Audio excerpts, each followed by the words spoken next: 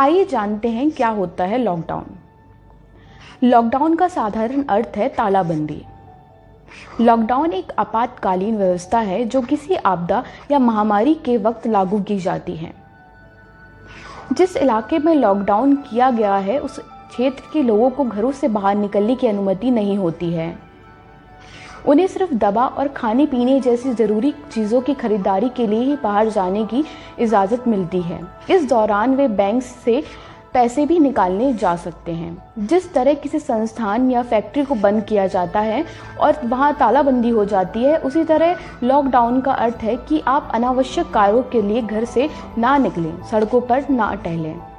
अगर लॉकडाउन की वजह से किसी तरह की परेशानी हो तो आप संबंधित पुलिस थाने, जिला कलेक्टर, पुलिस अधीक्षक अथवा अन्य उच्च अधिकारी को फ़ोन कर सकते हैं।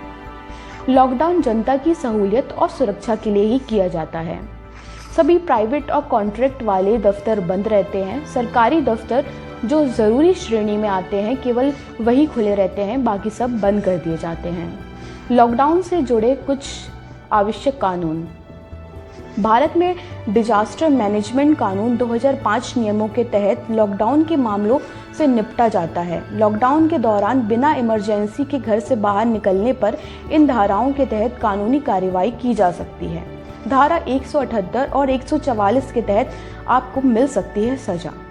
लॉकडाउन के दौरान अगर आप बिना किसी वजह सिर्फ घूमने के लिए घर से बाहर निकलते हैं तो धारा 178 के तहत आपको 1 महीने की जेल हो सकती है। इस धारा के तहत आपको जुर्माना और जेल दोनों की सजा हो सकती है। जुर्माने की राशि 200 रुपये हो सकती है।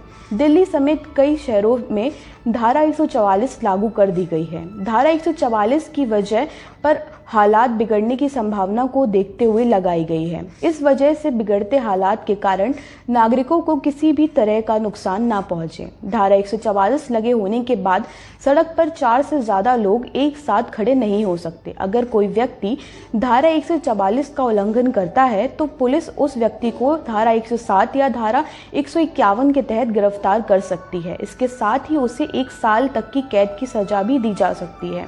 इस अपराध में जमानत हो सकती है। लॉकडाउन से जुड़े कुछ नियम। अगर आप लॉकडाउन के दौरान लाभ पाने के लिए झूठ बोलते हैं या झूठा बहाना बनाते हैं तब आपको 2 साल की जेल या जुर्माना या दोनों की सजा हो सकती है। लॉकडाउन में ज़रूरी सामान के अवैध भंडारण की स्थिति में भी जेल की सजा हो सकती है। अगर लॉकडाउन की अवधि में कोई जिम्मेदार अधिकारी अपनी शक्तियों का दुरुपयोग करता है तो उसे गंभीर परिणाम भुगतने पड़ सकते हैं।